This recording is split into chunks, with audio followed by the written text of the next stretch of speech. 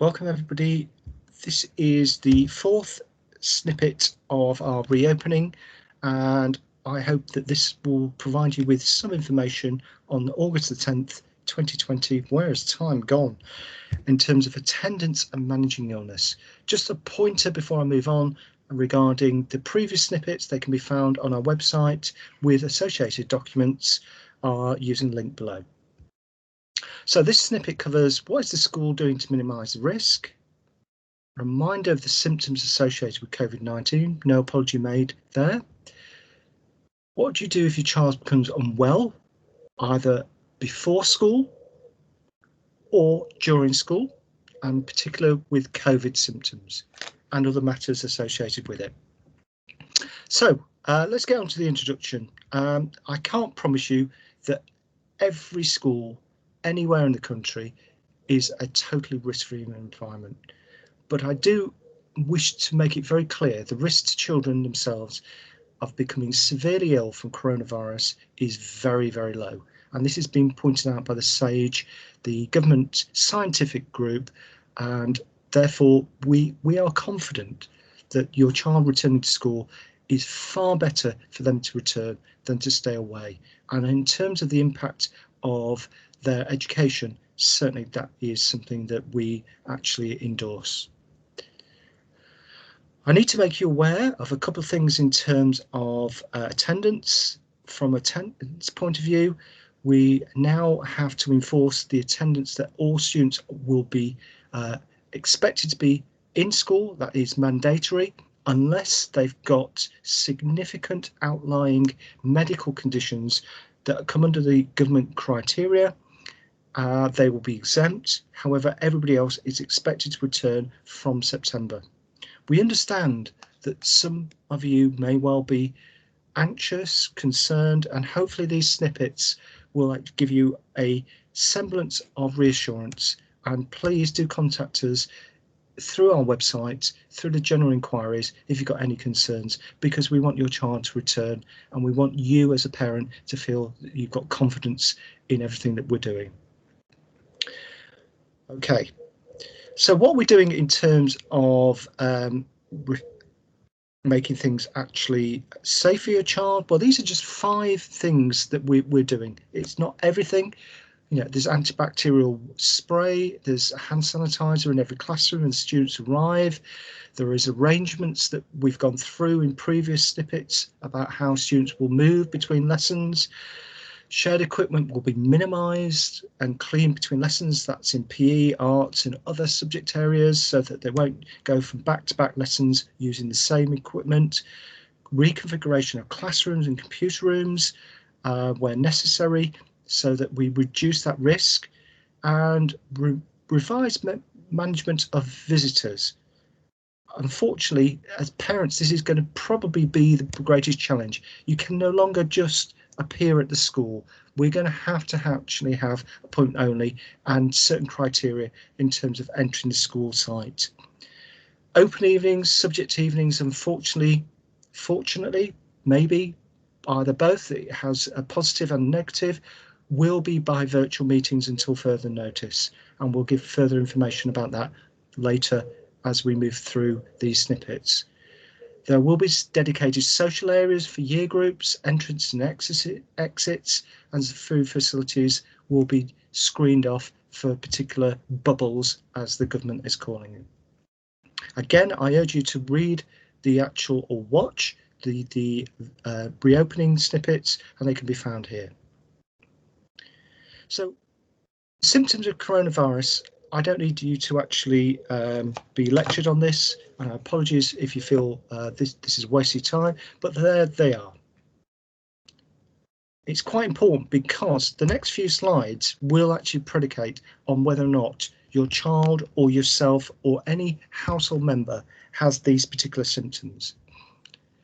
So what do I do if my child member is unwell and has COVID particular symptoms? Well, let's start with if my child is just generally unwell. Well, if they need to stay at home, only if absolutely necessary, but you do need to report your child's absence absolutely categorically under the attendance procedures using the number below, and the particular line or channel that's available for absence, and give a reason for your child being absent. It isn't actually satisfactory to say that you're not going to phone in because your child will be unauthorised as absent. However, if your child's unwell with COVID related issues, they do need to stay at home, like above, more so than above, self-isolate, and they do need to get a test for their particular symptoms. Please, as an adult, you need to arrange for that, but you do need to phone into the school. But this time you may need to make sure it's clear that there is a suspected COVID related absence. Whether it's true or not, you need to actually make it absolutely clear. This is very important in terms of our attendance coding and for you as parents and carers. If there is a negative test, then your child can actually stop isolating and return to school. We'll come on to whether or not you need to prove that in a moment, but if your child remains unwell, even if there is a negative test, then they should remain off school until they become better. If there is a positive test, then they need to self-isolate for at least 10 days from the onset of their symptoms. They should only return to school if they do not have the symptoms other than a cough or a sense of smell or taste. That's quite important, because what the scientific advice is actually saying is the cough or the sense of smell can last longer than the other symptoms. So you can be not COVID actually positive, but have lingering sort of symptoms due to the cough or the sense of smell. So what if a member of the household has COVID-19 symptoms? Well, all household members need to self-isolate. That includes every child, regardless of where they are at school. You do need to phone in, and particularly before 8:45 a.m. to report your child's absence and make it absolutely clear it's a suspected COVID-related absence. This is vitally important.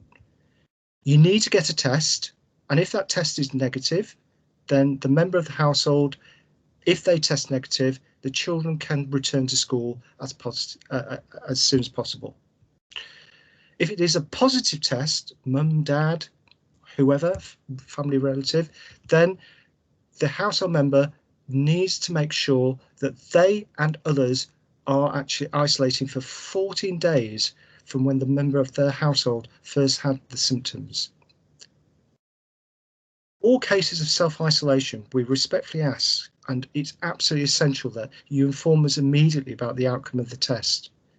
Whilst we're not required to seek any evidence of negative test results or any other medical evidence before admitting a child back into school, we do need to understand whether or not there has been a positive or negative test. Please, I urge you to play your part in making sure this happens. So, what happens if my child is unwell at school? It happens, and sometimes we get students who feel very unwell, and we contact you as a parent and carer, and we actually make a decision for you to actually either collect them or for them to go home with your consent. But what's really important here is that we must make sure we have all your contact details up to date in this particular process, and it becomes very, very apparent when we go on to the next particular scenario when my child is unwell and COVID related.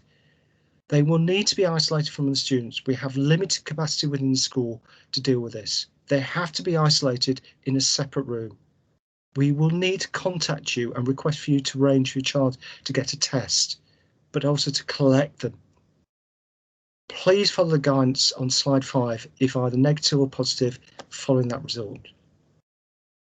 Please make sure you report the outcome immediately.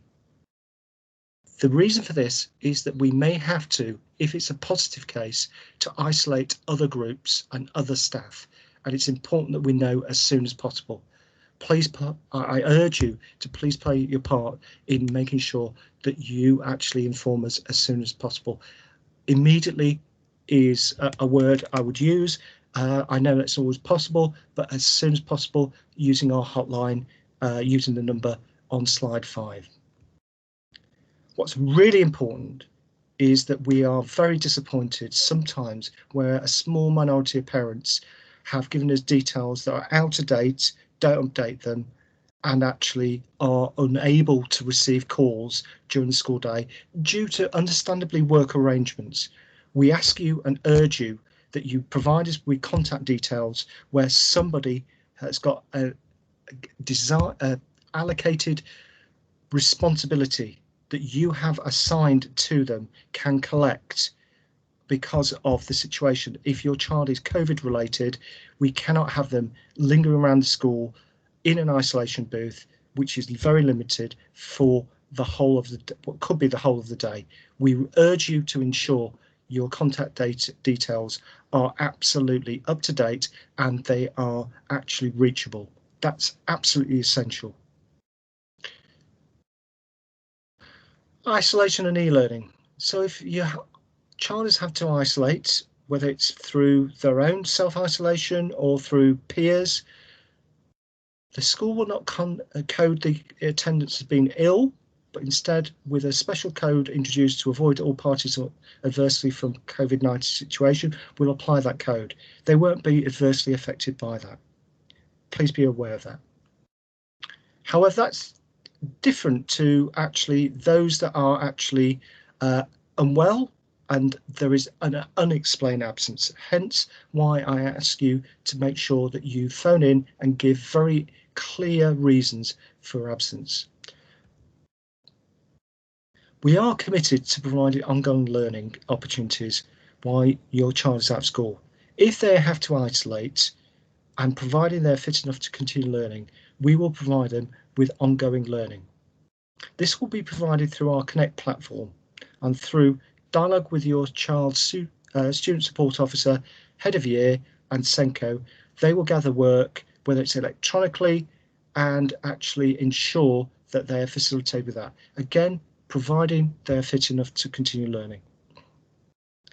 We're introducing a bank of lessons using external providers and our own materials via Microsoft Teams. We don't expect that this is going to be necessary, but we are planning for that contingency. What's final for me is to say that we will be auditing the IT access of all students again at the very start of the term, very, very early, to ensure that we don't actually have any barriers. And where we know there are barriers, we can facilitate learning should we need to actually have mini lockdowns or partial actual isolations of classrooms, groups or year groups or partial school. And we hope that isn't going to be the case because of the work that we've put in place, but we can always actually understand there is actually going to be a risk to this particular element. So I thank you for listening, watching and taking heed of the particular information that I've actually provided. I'm going to, without apology, actually share with you again the link. I think the key message for me is if your child is actually COVID symptomatic, please explain that when you're phoning in. Please explain the fact that you are actually phoning in and it is COVID related. Please ensure you actually get them tested. Please ensure that you actually ensure that they are actually the outcomes of that is particularly related back to the school as soon as possible, and from that we can actually work together in managing what is a very tricky and very delicate situation here. And it's particularly the one snippet that we don't want to particularly talk about, but we have to talk about, and I hope that you found this particularly engaging, transparent and also informative. Thank you for watching.